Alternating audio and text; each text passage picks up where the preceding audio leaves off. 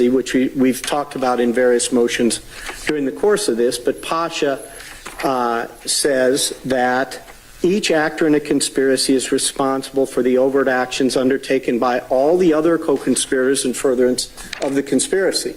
Those 191 overt acts, those are all Mr. Farley's in a conspiracy case.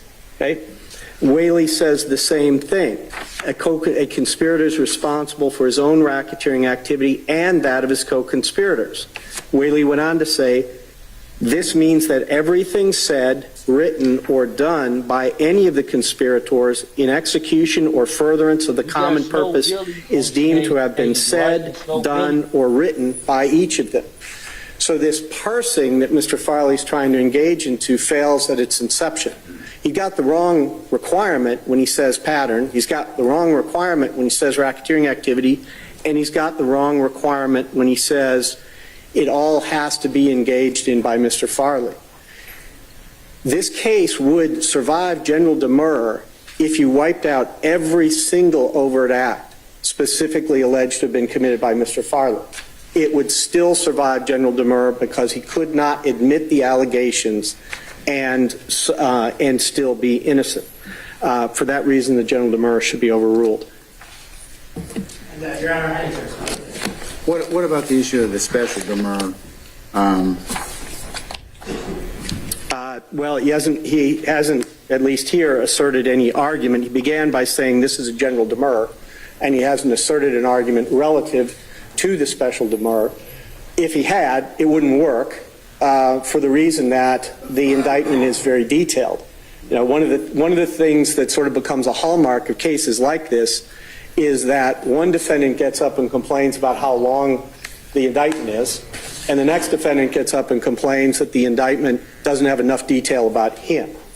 But you know, we've set forth the standard for special demurrers in the brief. Sanders v. State, a 2022 Supreme Court decision, says that, and it basically says, while Sanders may desire greater detail about how the conspiracy resulted in Singletary's death, it is not required that the indictment give every detail of the crime. A pause, because I'm not quoting anymore. That is particularly true in a conspiracy case where the state is not required to allege the details of overts, and where the overts need not be crimes themselves. They can actually be lawful acts, as long as they promote the objective of the conspiracy. Here we have many that are unlawful and constitute racketeering activity. We have others that are unlawful but are not within the definition of racketeering activity.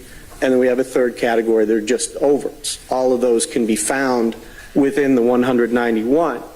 But as Sanders went on to say, instead, the additional detail desired by Sanders may be supplemented by the pretrial discovery he receives and any investigation counsel conducts. Every detail need not be in it. They have to be sufficient to assert a plea of former jeopardy and sufficient to be able to defend. The Supreme Court dealt with this in Kimbrough. This is an argument that's coming in a couple more motions about the Nexus argument. The Supreme Court basically said, you don't need to plead everything. We don't need pages and pages. We're not requiring pages and pages. You just have to have something. We have a lot more than that something here. We have dates, names, places, names of victims. It is set forth in a chronological order. Where there are multiple actors involved in the overt act, we have alleged who those people are by name. That is more than sufficient details to survive a special demurrer, Your Honor. Okay, all right. I'll pause just a second, and I'll let you come back up and argue the motion to sever the counts, and then his motion to sever his defendant, and then constitutionality. Okay. Okay. Okay. You want to come back to the other demurrers? Yeah. Just unless you want to address them right now. It's Your Honor, I'm at your pleasure. Your Honor, that was only demurrer one. I titled it amended special in general because that was my original consolidated motions, but that was amended as just a general demurrer, and I didn't even argue 2 through 7. But I do want to address his arguments about this general. And Judge, just one moment, please. We have our own demurrers, but these counts relate to Mr. Nichols, Mr. Stillwell as well, and the overt acts. So I want to adopt, at least insofar as an argument is concerned, some of them relate to, specifically to Mr. Farley, but to the content of the indictment itself. I would reserve my right to respectfully disagree with Mr. Floyd in what he has said, because they have pled, by the way, a pattern of racketeering activity. And if that ain't what they mean, then they shouldn't have pled it, number one. Number two, conspiracy is a specific intent crime.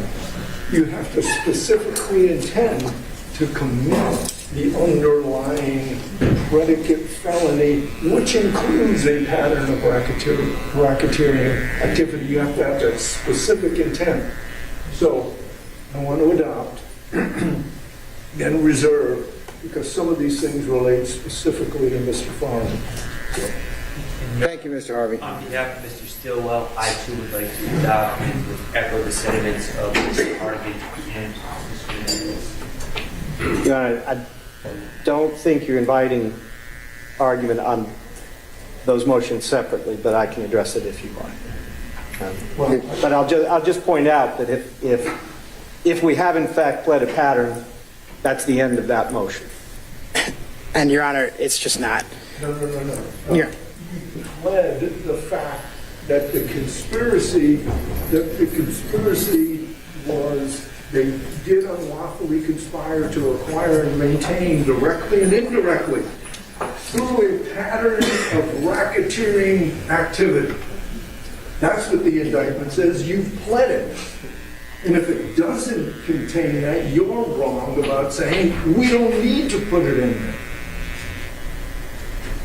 And yes, Your Honor. Mr. Floyd, you want to, okay, since they started to have multiple streams of arguments, you want to respond to that? I'll do it however you want. Okay, sir, go ahead and respond to Mr. Harvey's assertion. Okay. We're being quoted out of context. The objective of the conspiracy entails the commission of a pattern of racketeering activity. Alleging that a pattern of racketeering activity was actually committed is not an element of a RICO conspiracy. The offense is the agreement as opposed to the pattern. That's why there is not a reference to a pattern of racketeering activity in C1. Mr. Harvey's just mistaken on that point. And the specific intent, there is no separate specific intent requirement for a RICO conspiracy other than the agreement itself. That's it. There's not an underlying second layer of intent to commit a predicate act. It's just not a requirement. Conspiracy is definitionally a specific intent crime because you have to have the specific intent to agree to commit the underlying alleged act. It is not a general intent crime. Conspiracy to commit a crime is a specific intent crime. So, and I know I'm a little bit out of order, and Mr. Floyd is way smarter than I will be. But I just want to reserve my right to argue, to maintain the argument and adopt his argument.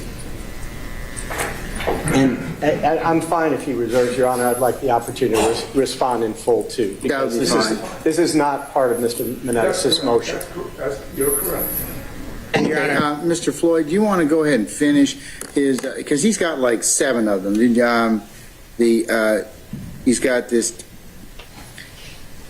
1 is dismiss count 1, 2 is overt action jurisdiction, 3 is overt action insufficient specificity in vague terms, 4 is unindicted co-conspirators, 5 is insufficient nexus, 6 is distinguished between overt acts and predicate acts, and 7 is duplicative counts. And the way we've allocated responsibility for these, Your Honor, 1 through 6 are mine, as well as severance and constitutionality. And I'm at the court's pleasure. If we want to go through them all right now, I'm ready. Yeah, let me let you finish those two, and then I'll let him address if he's got anything more, so Mr. Mendez, let him finish, okay? Well, Your Honor, I never made my arguments about 2 through 6 yet. I thought you did. No, Judge, that was all just number 1. And I want to address some of his misstatements about number 1 as well just now, Okay. before the court rules. So Mr. Harvey is right about that specific intent, first of all, but let's back up. Okay, but let's not get too far down the weeds. No, I know, Your Honor. All right. In specific intent is they're inchoate crimes, okay? Right. All right, so, yes, you do have to prove, there are specific intent crimes, but that's an issue of proof.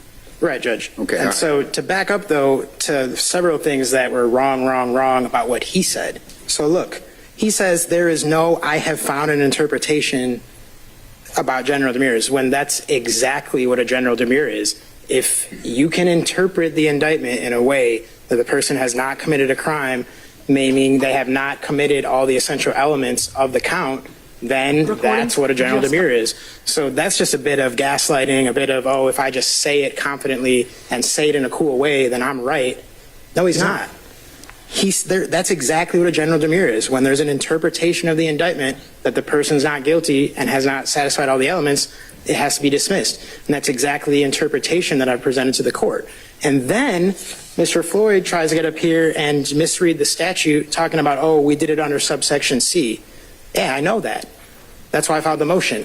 Subsection C, Your Honor, says, it shall be unlawful for any person to conspire or endeavor to violate any of the provisions of subsection A or B. A or B. You need at least one of them, and he's going to come up here and say, oh, we only needed C. Well, you need at least A or B in both of the ways that someone can commit C. And then they have these 2 ways. A person violates this subsection C when either one of these 2 happen.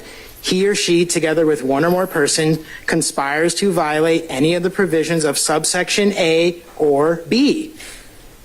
So you do have to violate subsection A or B to violate subsection C. So how can he come up here and say that? Or let's look at the other way then. Number 2, subsection C2. He or she endeavors to violate any of the provisions of subsection A or B of this code section. And both A and B have the word pattern in it, and pattern is defined in the statute as 2 or more, and they've only alleged 1 against Mr. Farley. And so the way this indictment can be interpreted is dismissed by general demur. And just because they can present the court with their interpretation, that's not enough. They need an indictment that is perfect in form within its 4 corners, and that someone can't admit the facts to under any interpretation of innocence. And they haven't done that here, Judge. They've alleged it the way they alleged it, and that's on them. And as it pertains to just Mr. Farley, because only 2 of those acts are actual acts of racketeering alleged, and they're both the same act, that's why it's dismissed by general demur. And that's why I put it as number 1, because we shouldn't have to argue 2 through 6 anymore, because number 1 is just, as far as it pertains to Mr. Farley, dismissed by a general demur by the exact way that Mr. Floyd said not to interpret it. Because yes, there's an interpretation where he's only being accused of 1 act of racketeering, and yes, under subsection C, you need a pattern. He tried to come up here and say you don't need a pattern in subsection C, and that's just not true, because I just read the whole code section to this court, Your Honor, and in both ways you can commit C. It says either A or B has to be violated, and in both A and B, the word pattern of racketeering activity is included, Your Honor. So that's why, for Mr. Farley, this general demur should be granted. And so I can go on to the rest of my demurs, but I'll wait the court's ruling on the first one to see if we even need to go there. All right, go ahead. 4 cases, Your Honor. United States v. Brown, 11th Circuit, 2007. Defendant may violate RICO's conspiracy provision even if he did not commit a substantive violation of RICO. United States v. Alonzo, 11th Circuit, 1984. Defendant may be guilty of a RICO conspiracy violation even if he did not commit the substantive acts that would constitute violations of subsections A or B. United States v. Salinas, Supreme Court of the United States. Defendant can be guilty of violating RICO conspiracy without violating a substantive provision. Cotman versus State, one of the APS cases, defendant was found guilty of RICO conspiracy without proof of a substantive violation of A or B. And Your Honor, can is different than shall. Yeah, you can, but not with this one because of the way they wrote it. Okay. I'm going to deny your motion, Mr. Menez, as it pertains to dismissal of count one. You have any other further argument on overt acts? Yes, Judge. All right, let's go. My second demurrer is a special demurrer. Oh, no, I'm sorry, Your Honor. The second one has to do with a jurisdictional argument. Because, Your Honor, if you follow some of the same things I articulated first about the indictment, you see that there are, in Part 3, certain overt acts that I believe, under actually general demurrer, need to be dismissed against Mr. Farley because they don't allege where exactly it was committed. They talk about released on social media. They say appear in a YouTube video. Well, Your Honor, YouTube is not a place. They didn't say that anyone in Georgia, because the Georgia RICO statute needs acts in Georgia. So all these social media ones that they have about Mr. Farley, for example, number 95, it says he appeared in a video released on social media. They didn't say that the video was made in Georgia. They didn't say that anyone in Georgia saw it. They just said that it was released on social media. And same thing with 103, Your Honor. They say that he appeared in a YouTube video. They don't say a YouTube video in Georgia. They don't say that anyone in Georgia saw the video. And so, Your Honor, that's the same for 110, 120, 132, and 141. 132 is a little different. It talks about engaging the conversation. But again, Your Honor, they say that Mr. Farley engaged in a conversation, which, by the way, is actually his clothing Instagram account as part of like a massive group message, and he doesn't even respond to it. So I don't know how that's engaging in a conversation with Mr. Williams. That's not how I define engaging in a conversation, but I'll move on from that, Judge. Regardless, it doesn't say where that conversation took place. Instagram is not a place. Instagram is not in Georgia. So they should have alleged that that these people were in Georgia when they engaged in this conversation. Again, Your Honor, number 141, a photo released on social media displaying tattoos. Does not say those tattoos were seen on social media by anyone in Georgia, or that he's ever been in Georgia, or that those tattoos were made in Georgia. And we don't get to consider everything we know. For general demurrer, we look at just the four corners of the indictment. So, Your Honor, going to my authority and argument part, there's federal case law about this, Your Honor. It's Butte Mining, which is 76 F3D 287 291. That's out of the Ninth Circuit. How about the 11th Circuit or United States Supreme Court? That would be more persuasive to me. Well, Your Honor, yeah, I'm using the interpretation of the federal statute. Georgia, though. Right. Do you have any 11th Circuit interpretation on that? That's not been addressed by the 11th Circuit, Your Honor. This happened with a case about Been RICO. addressed by our Supreme Court? No, Your Honor. What I'm saying is that the Georgia statute exactly tracks the federal statute, and the federal statute's been interpreted to mean that those acts have to be in the jurisdiction of the court. Those are the cases I was going to bring up, where in Butte Mining and the Sonal-Trinol, those acts were alleged possibly in foreign jurisdictions, and that basically what I've articulated from Part 3 also might have taken place outside the state of Georgia. So I don't think that needs the 11th Circuit. That's just, this is how federal RICO is interpreted, so why would we interpret Georgia RICO any different when it's tracked and written exactly the same way? And so, Your Honor, in those cases, the demurrers were granted because the Ninth Circuit held that the defendant's conduct in the United States, by use of the mail and the wires, paying a fair price for the mining company, forming corporations, that those didn't actually refer to the fraud, and that the actual fraudulent acts took place entirely outside the United States.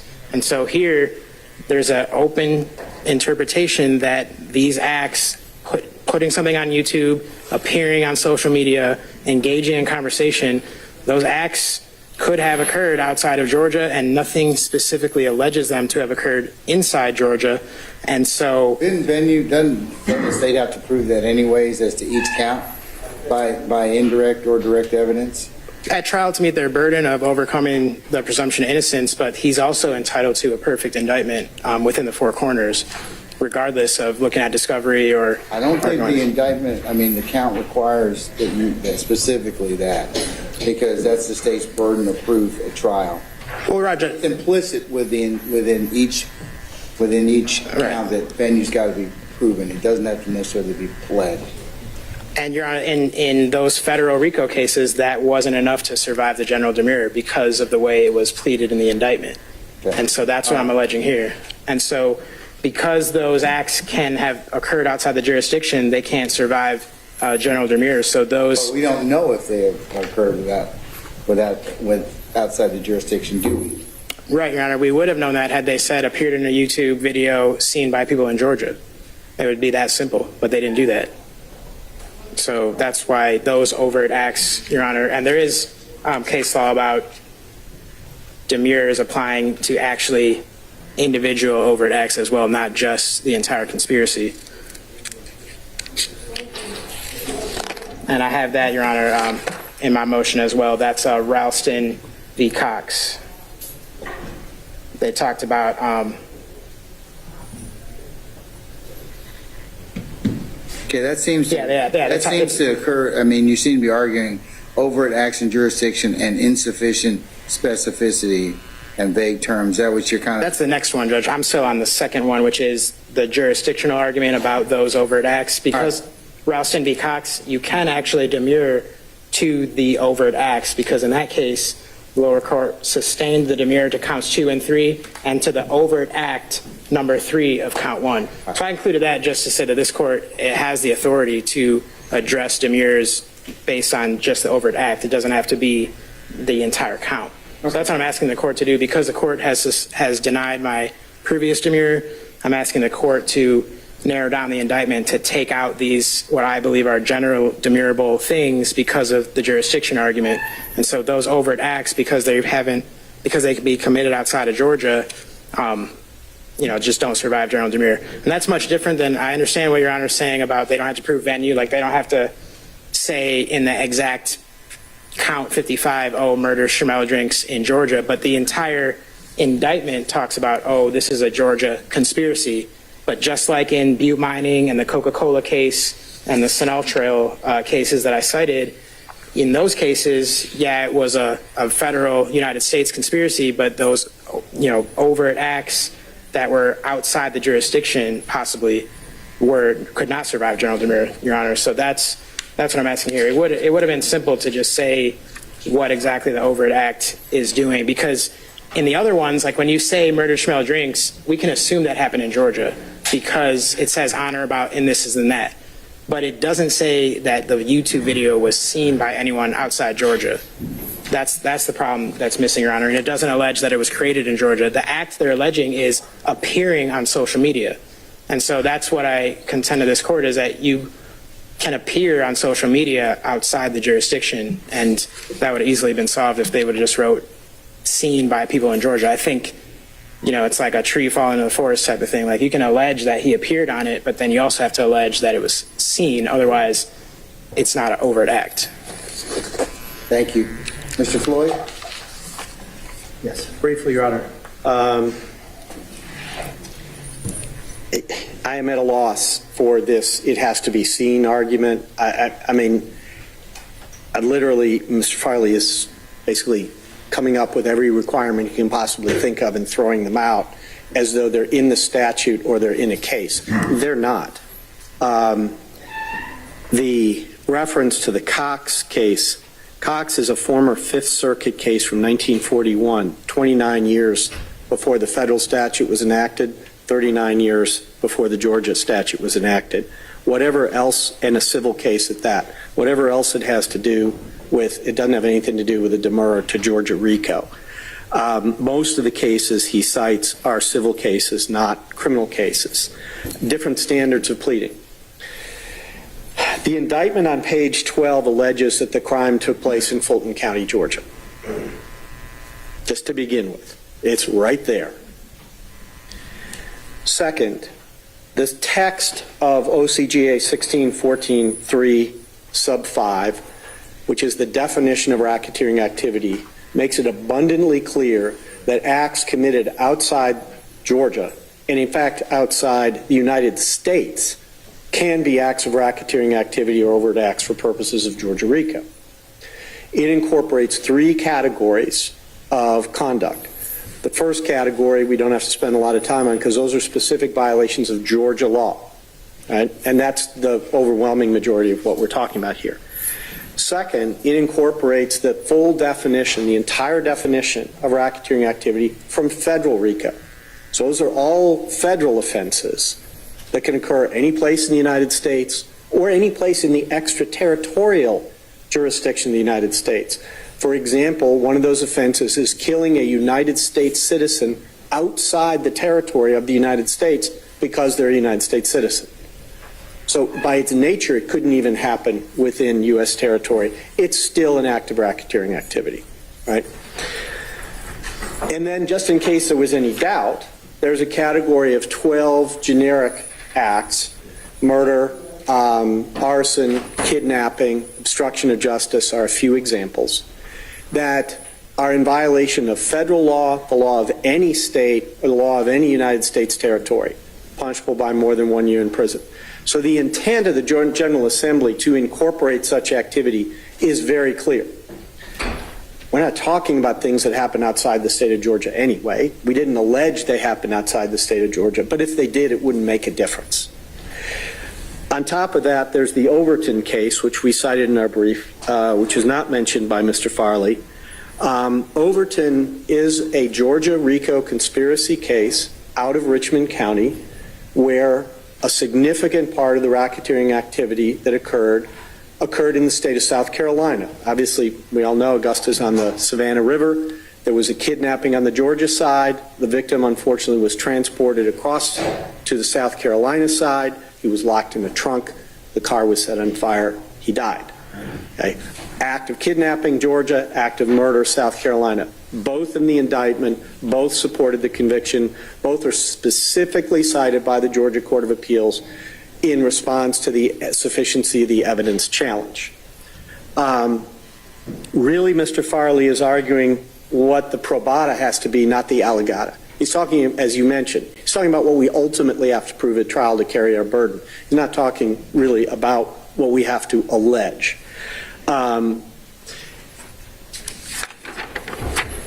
But the sense that there is some possibility that an act occurred outside the state of Georgia because the state did not specifically allege that it occurred inside the state of Georgia, I don't know how that has any impact at all in a conspiracy case where the state has alleged the conspiracy violation occurred here. And the argument that anything that happens outside the state is automatically excluded simply does not fit with the statutory text. All right. As it pertains to special and general murder, 2 overt acts in jurisdiction, this court will deny the defendant's motion. All right, Mr. Menendez, number 3, overt acts and insufficient specificity of vague terms. Yes, Judge. This is just special demurrer as to several parts of the indictment. I'm referring again to Part 3, the only overt acts that Mr. Farley is alleged to be in out of the 191. That's number 95, 103, 110, 120, 132, and 141. Those are the ones I'm talking about here. Your Honor, here, the court's actually pretty clear. I mean, the Sarajewski case, held that that indictment was deficient and that it lacked any description of what was alleged to be threatening communication.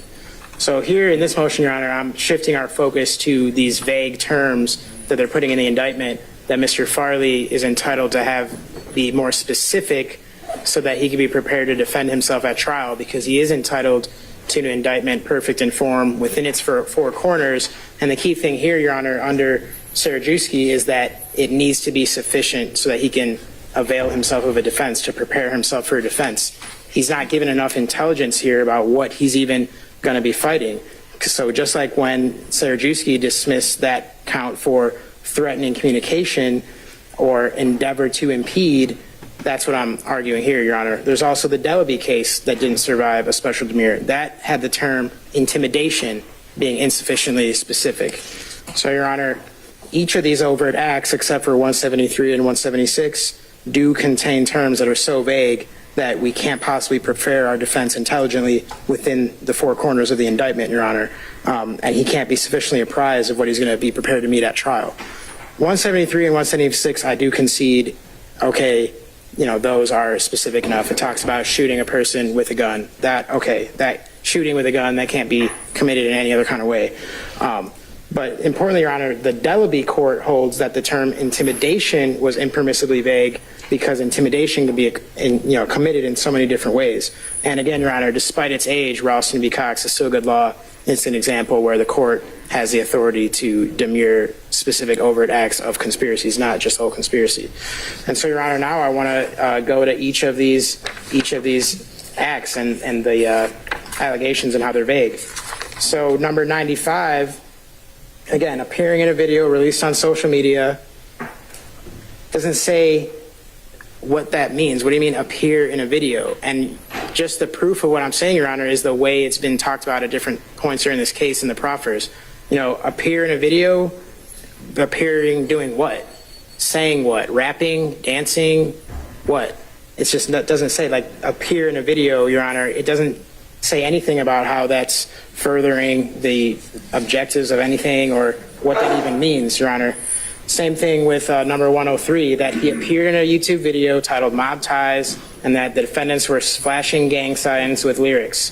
He doesn't say, does he even say these lyrics? Does he mouth them? Did he write them? Does he rap them? What? It doesn't say, Your Honor. It just says he appeared in a YouTube video and then says defendants were flashing gang signs with lyrics. Which defendants? It should have said which ones. It should have said what they mean by appear. It should have said what they mean by the lyrics. What is the significance of the lyrics and Tupac and Hit 'Em Up? Doesn't say. Just says he appeared in there. Same thing with 110, Your Honor, a YouTube video of a song of Mr. Wunny Lee saying vaguely and sufficiently that he appeared in it. You know, at first bond hearings, they tried to say like he was saying the lyrics or he had something to do with the lyrics. And while I don't think those lyrics are probative or have anything to do with reality, even so, he's not alleged to have written them, rapped them, mouthed them. I want to know, he needs to know what appear in a YouTube video means, and then they just say some lyrics. And Your Honor, now number 120, a photo released on social media that he posed for a photo. What does that mean, posed for a photo? How is that the overt act? What about posing in a photo and that it was released on social media? What is that? What is an overt act about releasing something on social media? Again, doesn't say anybody saw it and doesn't say what they mean by posed. So then go to 132, that he engaged in a conversation. This one really needs to be defined, Your Honor. Engage in a conversation, that's vague. What do you mean engage? Talking and talking back? Having your account that maybe you don't even manage get a message from other people that you don't respond to? Is that what they mean? That's what it is, but we need to look at it within the four corners, Your Honor. And so to say vaguely, oh, he engaged in a conversation and then say stuff that they allege Mr. Williams to have said, what is that? How do I defend against that? What does that even mean? Same for 141, Your Honor. Posing for a photo. I already made those arguments for Act 110. So, Judge, those are the ones. They're all impermissibly vague. They each contain at least one vague term that needs to be further defined because it's not defined enough, just like in Delaby and just like in Sarajewski, where those things were not sufficiently defined. Here, I would argue to the court, we have terms that are even more vague than the terms in those courts which didn't withstand a special demurrer. And I know the state's going to cite the case law that, oh, we just have to track the language of the statute, but that's only the first part. It's a two-part analysis. They have to track the language of the statute, but they still have to sufficiently appraise the defendant of what he's going to be defending himself from. And these vague terms rob us of the chance to do that, Your Honor, and so that's why those overt acts should be dismissed by a special demurrer because they are impermissibly vague. All right, thank you, sir. All right, Mr. Floyd? Yes, Your Honor.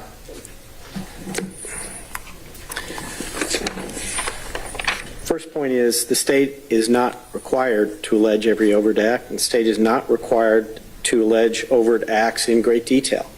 That's the law. They are not separate counts. They are overt acts as part of an overarching count. And so the level of specificity which Mr. Farley is seeking is simply not required. I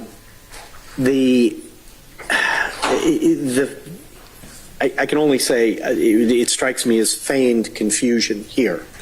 As to each of these acts, the state has alleged the specific date. It has alleged everybody who's involved. It's not like he doesn't know what we're talking about. Okay? The individuals in almost every one of these acts that are referenced, other than Mr. Farley, are co-defendants. The idea that he is bewildered at what it means to appear in a video, to appear in a photograph, is simply an untenable argument. What does it mean to be released? Well, people talk about releasing videos, releasing movies, releasing all kind of TV shows, etc. all the time. Social media, not exactly a vague term. And numerous times we've mentioned the specific platform, like YouTube. A conversation, again, not real confusing, particularly since we've quoted language from the specific conversation. And he has the videos. He has the photos. He has the transcripts and recordings of the conversations. And so under the standards that we've cited before, including Sanders versus State, that is more than sufficient. We're not talking about something where Mr. Farley wasn't present, and we're not talking about something that Mr. Farley hasn't received in discovery. We're not talking about something that's some grand mystery about what's going on. I've never seen a case that said this is demurrable, and I don't think this is going to be the first one. If Your Honor has any questions, I'd be happy to address them. No, I don't. Very briefly about that, discovery has nothing to do here. It's not feigned or not feigned. It's that you need to do legal analysis and you need to put everything out of our mind except for the four corners of your record. They saw us very clear about that. So it doesn't matter that I've seen the videos. He's entitled to an indictment perfect and form within its four corners to sufficiently praise himself. So all that extra stuff is actually not part of the court's analysis. It needs to be restricted to the indictment itself only. So we are going to feign ignorance because we pretend, for purposes of the error, that we don't know anything else except for the indictment. That's what it means. Your Honor, Sanders versus State, unanimous decision, Georgia Supreme Court, 2022. The additional detail desired by Sanders may be supplemented by the pretrial discovery he receives and any investigation or counsel conducts. All right. I'm going to deny your motion in regards to General Demers, Special and General Demers 3, overt acts and insufficient specificity of vague terms. Let's move on to the issue involving unindicted co-conspirators, Mr. Menendez. Okay, thank you, Judge. And the last three are actually very short and straightforward. I can probably do it all three. That'd be fine. Okay. Unindicted co-conspirators, insufficient nexus, and distinguishment between overt and predicate acts. Yes, Judge. Those are the same arguments under special demurrer that he's entitled to an indictment, perfect in form, that within its four corners puts him on notice of what he's going to defend himself against. The way that fails in this regard is that they just say in the indictment that Mr. Farley and the other co-defendants, together with unindicted co-conspirators, did these things. Well, for the indictment to be perfect in substance and form within its four corners, they need to say who those unindicted co-conspirators are. So that is the substance of this motion, Your Honor, merely that it doesn't withstand a special demurrer because it includes these unindicted co-conspirators without telling us anything about them or who they are. So that's that one. Number 5, Your Honor, it's just an insufficient nexus because under Schiffels v. Kemper Financial Services, which again, yeah, it's a civil case, but that's something unique about RICO is that it does have a civil component and a criminal one. And there's no difference in how those are decided. There's a difference at trial of what their burden is, either preponderance or beyond reasonable doubt. But as far as demurrers, there is no difference, and there is a civil application of RICO. And in that application, Schiffels v. Kemper Financial Services, they say that to allege a conspiracy to violate Georgia RICO, the state would have to plead that each defendant knowingly agreed to conduct the affairs of a particular enterprise, and that each conspirator agreed to the commission of the predicate acts, and that each defendant knew that those predicate acts were part of a pattern of racketeering. So how can I do that when I don't know who these supposed unindicted co-conspirators are? So, Your Honor, again, under Schiffels, it says conclusory allegations of conspiracy are not sufficient to allege a criminal act under OCGA 16-4-14 and 16-14-8. Rather, the state must allege facts from which one can infer each defendant's agreement to violate the laws the state contends constitute the racketeering activity. So, Your Honor, for those reasons, it can't survive a special demurrer to have an indictment that says, oh, together with unindicted co-conspirators, because then how are you on notice of how to defend yourself? How are you on notice about what attorney you want to hire, whether you want to make a plea, when you don't know whether that specific intent is going to be satisfied? You don't know who these unindicted co-conspirators are. That's a pretty simple thing, Your Honor. I think that line, unindicted co-conspirators, either needs to be removed or needs to be re-indicted to tell us who those unindicted co-conspirators are. As far as insufficient nexus, Your Honor, that's the one I was just talking about before that the allegations need to allege facts to infer that each defendant's agreement to violate the laws. That was actually, I was talking about the nexus, Judge, my bad. There, they don't allege that, Your Honor. So the nexus between the enterprise and the conspiracy is insufficient by this indictment. And then lastly, Your Honor, they say overt and predicate acts, the part that I referred to in count 1, where they say that some of these, certain of which are acts of racketeering, that's again not acceptable under a special demurrer. They need to say which are the overt acts and which are the predicate acts. They can't just list them and then say certain of these are acts of racketeering. They need to say these are the acts of racketeering, these are the overt acts that aren't. Because otherwise, how do I know which one they mean is which? So those three, Judge. Insufficient nexus, that applies to the entire count 1. But as far as the distinguishing between overt and predicate acts and unindicted co-conspirators, that's just something that also needs to be included, Your Honor. All right, sir. Mr. Floyd? Yes, Your Honor. So we have unindicted co-conspirators, insufficient nexus, and distinguishment between overt and predicate acts. Yes, sir. And then we'll move on. I think there's Mr. Menendez, you haven't dealt with duplicative counts. Oh, Your Honor, I think Mr. Floyd said a different colleague. I'll handle that response. Okay, all right, okay. Okay. All right. So on number 4, Your Honor, unindicted co-conspirators, no case cited by Mr. Farley that says we're required to identify those, and kind of misses the fact that they are unindicted.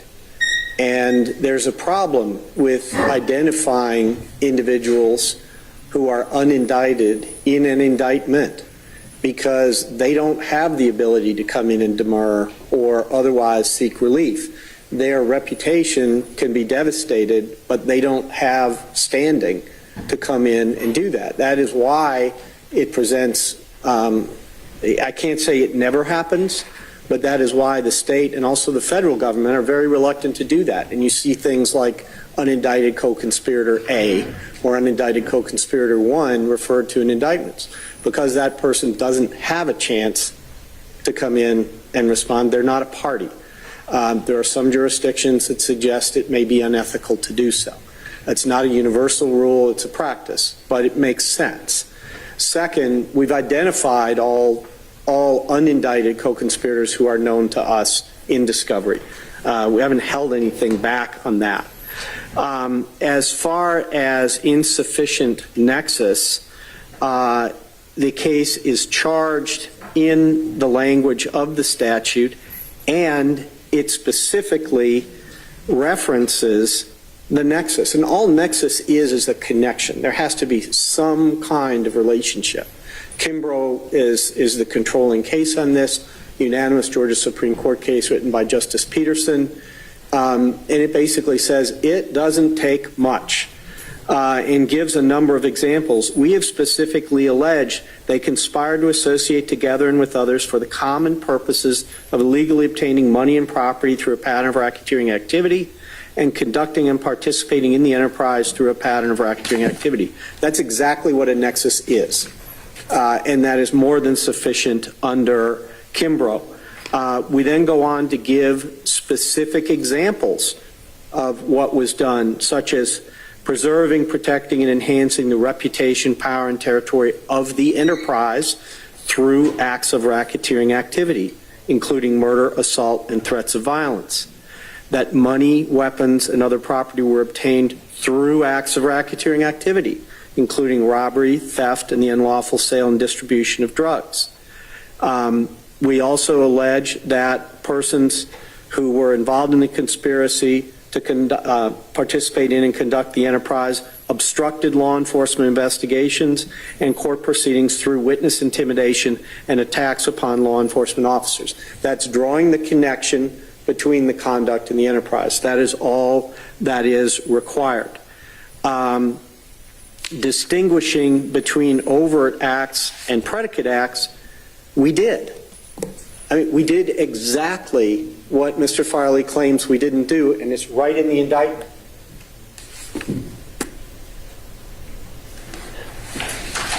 It's a key dramatic moment when the screen went dead black on me just as I picked it up. Your Honor, I'll just start with Act 1, and I'll blessedly stop with Act 1 because there's 191 of them. But in that case, we talk about aggravated assault with a deadly weapon, a firearm against the person of Reginald Pettis. Go through the allegation. In violation of Georgia law pursuant to 16-521, which is an act of racketeering activity under OCGA 16-4-3 sub 5A little v, and an overt act in furtherance of the conspiracy. Where it is both, we say exactly that. We do it over 70 times. Where it is only an overt act, we do not make the reference to the underlying incorporating provision from RICO. An example of that is number 7, which involves Mr. Murphy. We consistently did that throughout the indictment. That's exactly what he's complaining of. The thing he says is missing is there. Okay.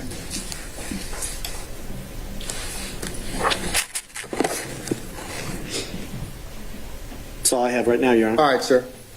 In terms of, Can I tag along to the first part of that one, the unindicted co-conspirators, not the other ones, but I do have a similarly situated motion with regard to the identity of unindicted co-conspirators.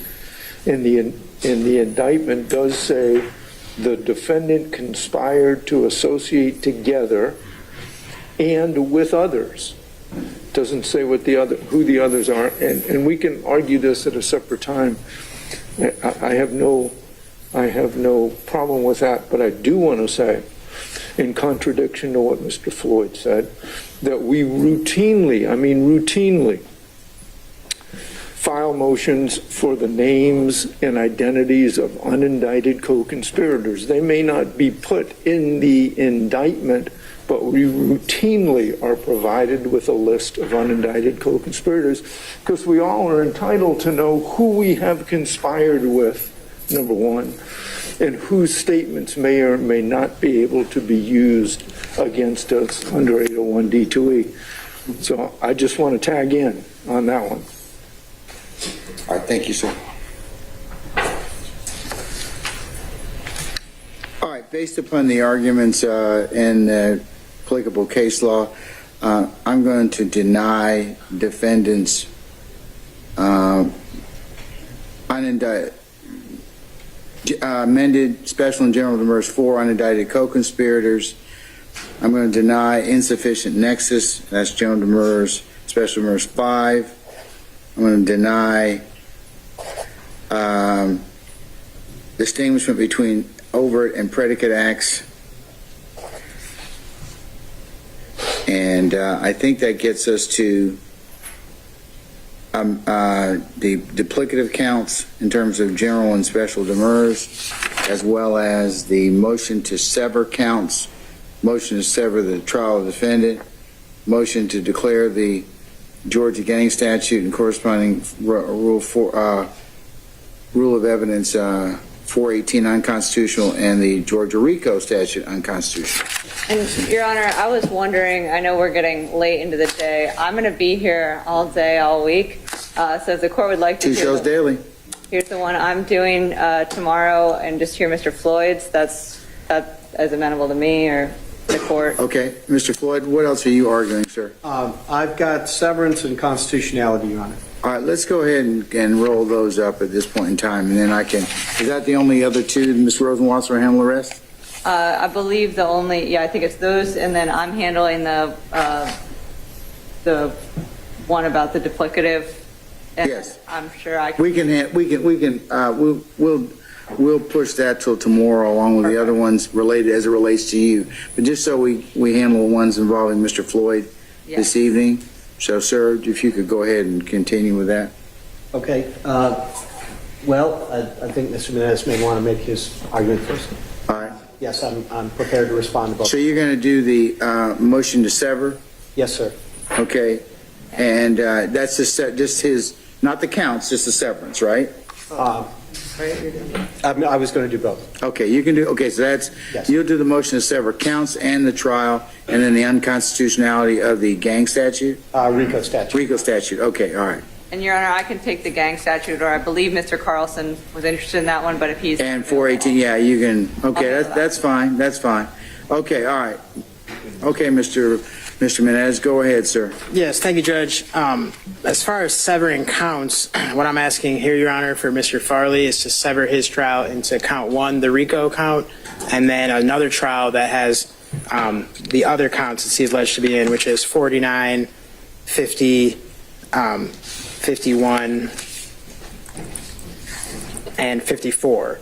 So, Your Honor, Johnson states that pretty clearly that when two or more crimes of the same or general nature are committed against different persons at different times and places, and they're charged in separate counts of an indictment, severance is mandatory upon the defendant's motion if the crimes are joined solely because of their same or similar character. Your Honor, that's Johnson v. State, 364 Georgia Ave. 543. That's from 2022. It goes on to say that if the offenses are not joined solely because they're the same or similar character, and evidence of one charged offense would be admissible as a similar transaction during trial on another charged offense, the trial court's vested with discretion in deciding whether to grant the motion to sever. So there's nothing commanding Your Honor to do it one way or the other, but I am asking Your Honor to do that because the court does go on to say in that case that in making this decision, the court must consider the number of offenses, the complexity of the charges, that's crucial, and the complexity of the evidence, and determine whether a jury will be able to fairly and intelligently parse the evidence and apply the law. So here, Your Honor, we have a completely unfair trial as it counts to the murder counts, because here what we have, if he were tried just on the murder counts, we have a person who's an entrepreneur, networking, and finds himself riding in the backseat of a car that's behind another car, and then something happens where we don't know the circumstances. So, Your Honor, that's a very different kind of trial than me having to fight that on its own versus me having to fight that now with all these people and all these attorneys and all this evidence of RICO going back to 2013, 2015, wiretaps, all this stuff, just to simply decide whether sitting in the backseat of a car makes you a party to a murder when there's no other assistance alleged and he's merely present, merely associated. And so, Your Honor, to get up here and then you're going to tell the jury, oh, mere association doesn't count on these counts, but then here's a whole RICO case where the entire nature of the case is association, which is okay. I mean, I disagree with RICO, as we'll find out from our other motion, but to do a RICO count and then these murder counts together is just, not fair, Your Honor. And they are joined solely because they're the same and similar character. So that's that, Your Honor. I mean, there is nothing. There's the murder of Mr. Schmeldrinks, and then the jury's analysis of the burden of proof on that is going to be just completely confused by the complexity of the other case. And then it really is just this presence and this association that ties him into the RICO. So under Johnson, Your Honor, I'm just asking this court to sever count one from the rest of the counts just for Mr. Farley. All right. go ahead and argue the rest of the, that's your motion to sever counts. What about the trial? And then you can deal with the gang statute, your argument on the gang statute and the RICO statute. Yes, Judge. So, admittedly, this motion to sever the trials is a lot stronger, and I do think it's less discretionary and leads, if we don't sever it, to a situation where Mr. Farley's rights are just completely just trashed. So, for example, the biggest reason, Your Honor, is because there's so much evidence admitted against one co-defendant that wouldn't be admitted against him. Okay, but what I think is the strongest argument, Your Honor, is just the scale of this. We've had all these pretrial hearings about how it's going to take 6 to 9 months. And so, Your Honor, to have a defendant like Mr. Farley, who doesn't have the resources like some of the other defendants, who we now see still don't have an attorney, Your Honor. So I think the proof is right behind me how difficult it is for someone to hire an attorney of their choosing, free of conflict, which is his right under the Sixth Amendment. He has a right under the Sixth Amendment to an attorney of his choosing, free of conflict. Had it not been for me agreeing to do the case, that would be impossible. And that's impossible for a lot of the co-defendants, Your Honor. We've seen that. When you try 28 people at once, you're like taking up all the private attorneys of the city that you live in, and you're asking that private attorney who has had to go through years of training, hundreds of thousands of dollars of education, and now these clients essentially rent us out for their advocacy. And that's just not fair, Your Honor. It's like, oh, you're going to go to the prom, we're going to rent you a limo, but now, oh, actually, this prom is going to last 6 to 9 months, and you're going to have to rent a limo every single day. You're going to have to rent out Mr. Menendez to sit there with you every day and pay him by the hour. That's not fair. It's not fair, Judge. So that will be solved by severing the trial of Mr. Farley. That might be fair to some other defendants who are all over the discovery, but Mr. Farley, he's only in like 7 out of the 191 overt acts, and he's only in 4 of the counts. So in that 6 to 9 months, my actual engagement in his advocacy will be a matter of days. It's something we can do in a week and a half. But what the state has done to rob him of his rights under the Sixth Amendment and his rights to due process and his right to be treated equally and not be discriminated against based on wealth or anything else, they've put 28 people together, and then for those people that are in such a small part of the discovery, they've created a situation where you don't get to pick your attorney. You just get to hope that you'll have someone agree to something, even though it might not make sense. And now, look what we have. We have people who are still unable to hire an attorney. And I think part of it is because of this lack of severance. And so, Judge, to force Mr. Farley to sit there with a paid advocate who's not going to do anything for months at a time is not fair, Your Honor. They're essentially picking his attorney for him by saying, oh, you got to have this amount of money or otherwise you can't defend yourself, which is not fair because what he only needs is someone to defend him for a few weeks. And this RICO count, they could easily just prove just those overt acts and the existence of a conspiracy. It's not going to take a long time. They're going to say, oh, they're going to make us redo this RICO conspiracy over and over and over. No, they just got to show what they say is seemingly based on the rulings of my other motions. It's not that hard. A nexus, a few overt acts, a pattern, and that's it. That can be done with just a handful of witnesses in addition to his other counts, Judge, but that should be separate. That way it can be done in like a week and a half, and that way Mr. Farley isn't forced to defend himself in the way that he has to resort to because of money and because of this sort of wealth discrimination of accusing this many people at once of something, Your Honor. And so I included other arguments, of course, but those have been articulated by other co-defendants in the past. It's more just for the record. But I do cite some things like Morris v. State, whenever it appears necessary to determine a fair determination of the guilt or innocence of a defendant. To have a fair determination of that, Your Honor, Mr. Farley should have his trial severed so that it can be just a week and a half, and then he can have an attorney of his choosing, free of conflict, and he can have his due process and his confrontation under the Fifth and the Sixth Amendments. Okay, let's move on to now the your argument in terms of the gang statute, unconstitutionality, as well as the RICO statute. Yes, Which one do you want, Your Honor? I'm doing RICO, Ms. Rosenwasser is doing gang. Okay, let's see then. I will table Ms. Rosenwasser's one till tomorrow. She's doing the gang statute? Madam, is that what you're doing? Okay, all right. I'm sorry to interrupt. That's okay. No, that's fine, sir. Okay, then you're doing unconstitutionality RICO. Yes, sir. All right, handle that for me, please. Let's do that tonight. Yes, Judge. Things don't change until they get challenged. Our country has a long history of case law that then realizes, oh, this was wrong, and it just takes someone doing the right thing and challenging that for that determination to even go up to a higher court, Your Honor. So that's why I am objecting to these. Your Honor, just because something has been deemed constitutional in the past just doesn't mean that it is, and I think this case specifically. What's your basis to have, for me as the trial judge in this case, to have it declared or the unconstitutional? Hasn't our Supreme Court already passed on this issue? Not as it pertains to this exact set of facts. That's why this is distinguishable, Judge. One, the scope of it and the financial aspect, but also the First Amendment aspect.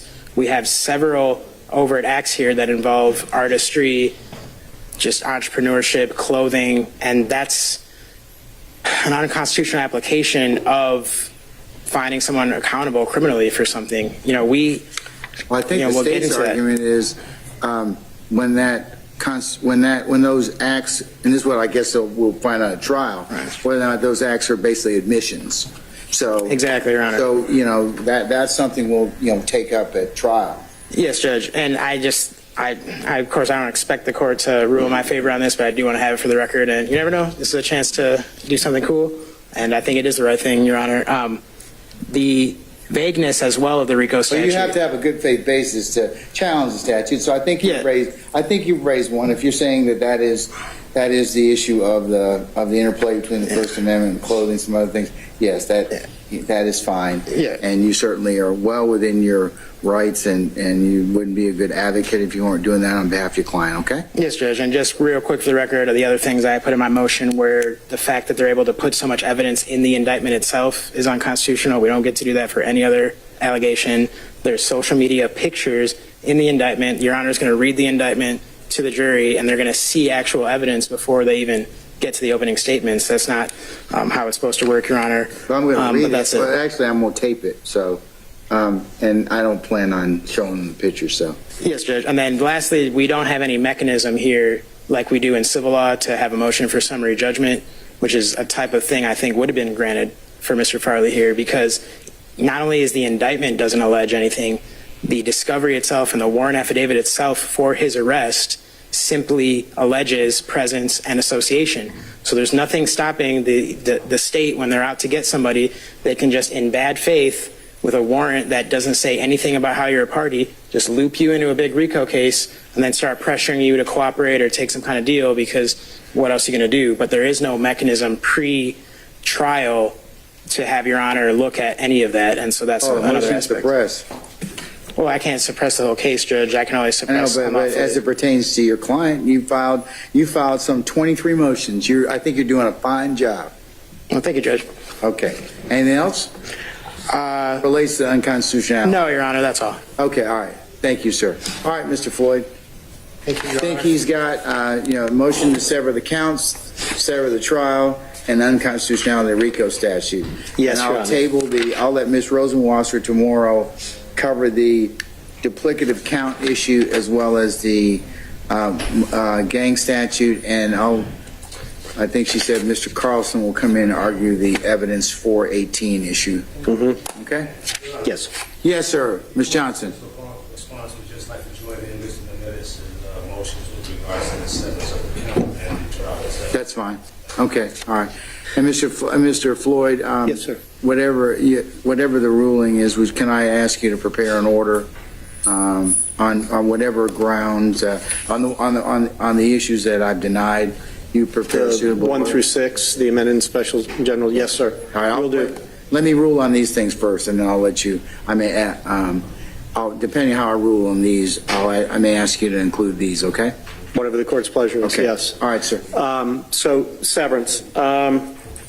Your Honor has already heard severance motions, I believe 7 of them. I have. You have already denied them all. Yes. I had a feeling you'd remember, but just in case, I wanted to remind you.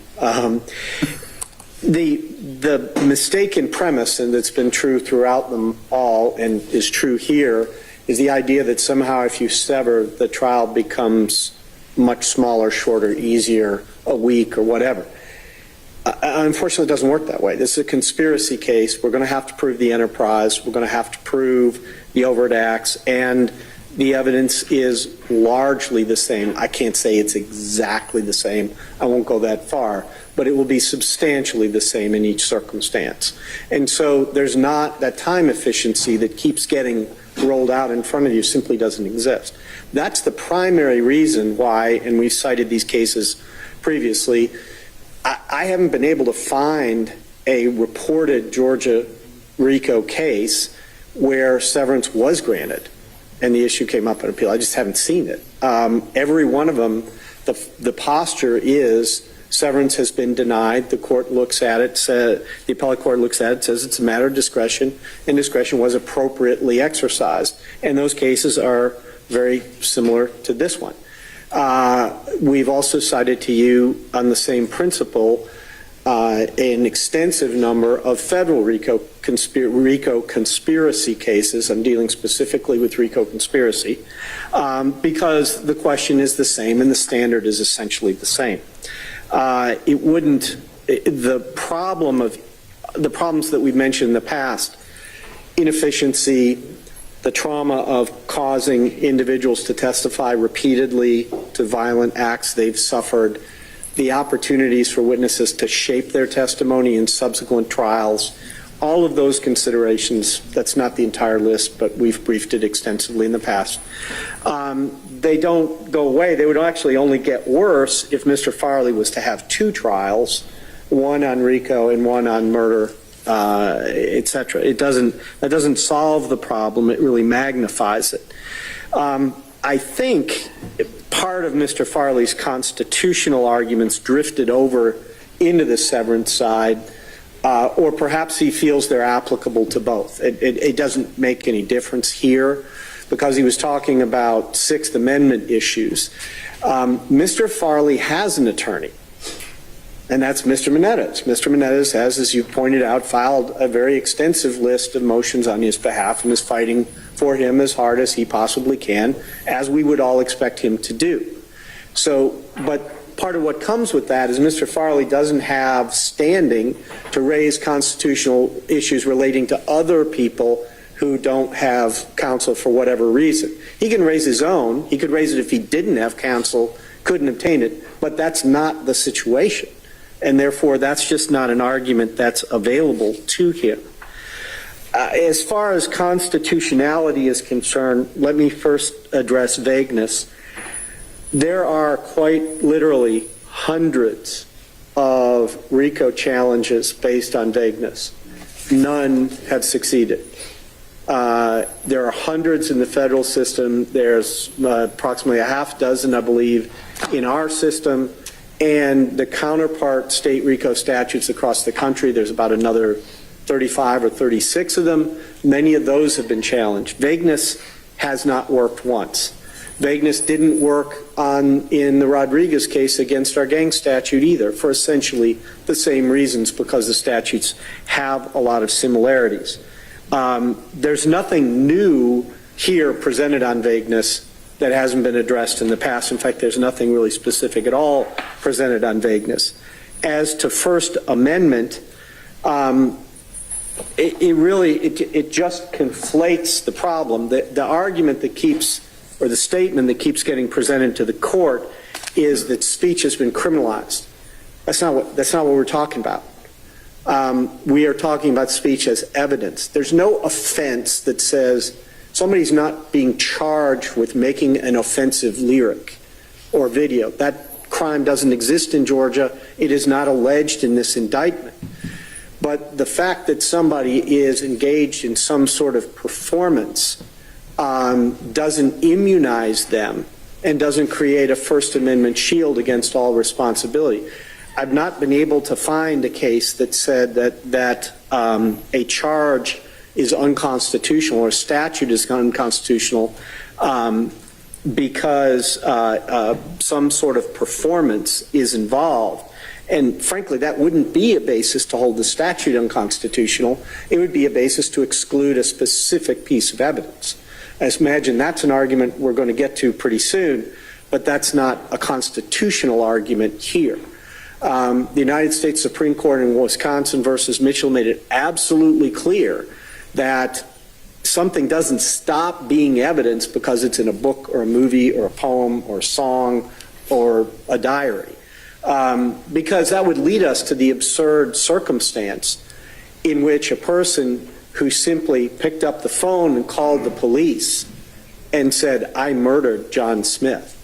I did it in this place. I did it on this day. I did it for this reason, and I did it using this weapon. You can go find his body right now. Well, we pretty much know what's going to happen there, right? But if I post it on YouTube and I sing it, that becomes inadmissible. And if we use it to charge, the statute becomes unconstitutional. There's nothing, absolutely nothing that supports that. The too much evidence in the indictment, this is exactly what I was alluding to before, which is the argument that the sort of Goldilocks argument the state usually faces. It's either too much or it's too little. It's never just right. But, you know, this is the same defendant who 30 minutes ago was arguing that we hadn't given the dictionary definition of various phrases in it and now says, but wait, this statute's unconstitutional because you can talk about too much. Those two things can't occupy the same place at the same time. As I said, I am not aware of any case anywhere in the country holding any RICO statute unconstitutional on any of these grounds. Don't think this should be the first one. Okay. All right.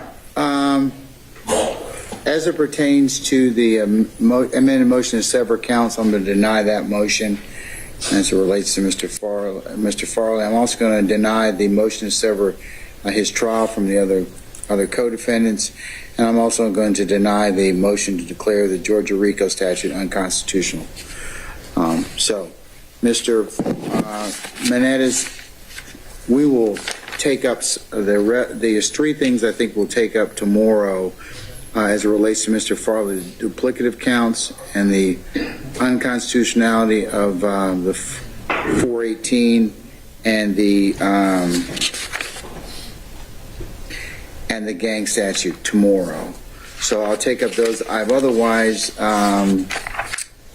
the other issues, as I've indicated, we'll table those until such time as, like for the autopsy photographs and the music video and social media evidence, okay? Yes, Judge. The evidentiary motions for 28th. You got three, yeah, we will take up those on the 28th. Yes. Yeah. Yes, Your Honor. Our witnesses would be available on the 28th. So Yeah, but those are only the three for those three motions, right? yes, Your Honor. Okay, all right. So we'll take up those then. All right. In the waning hours of the day, let me just recap, Ms. Rosenwasser, for tomorrow.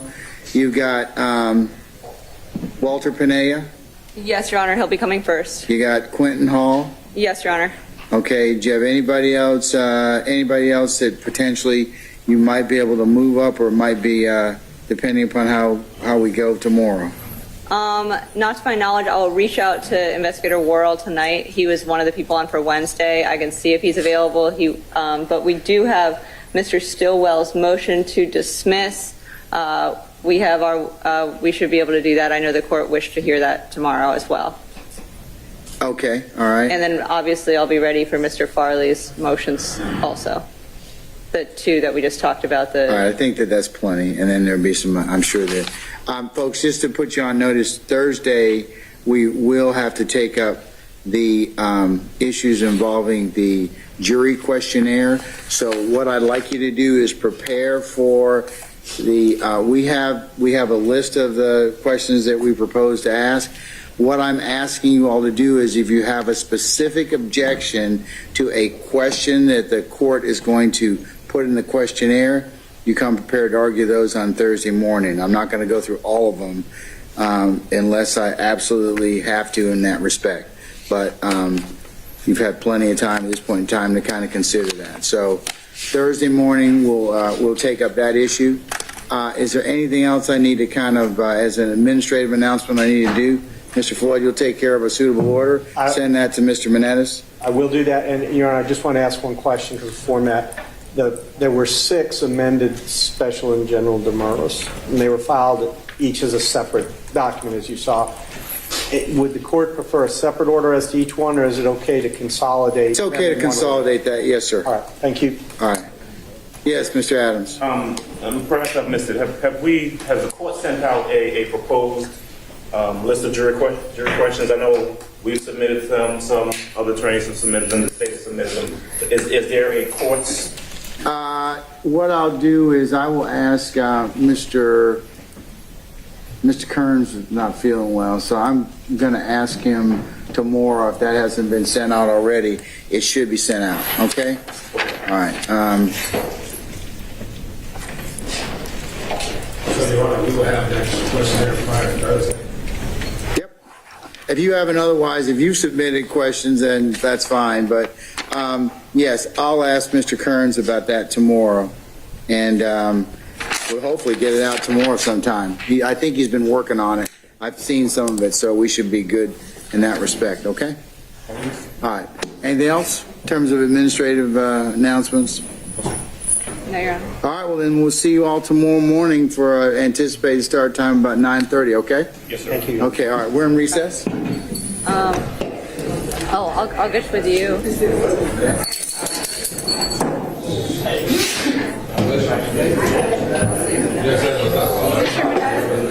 Was it jail calls? We can probably get them.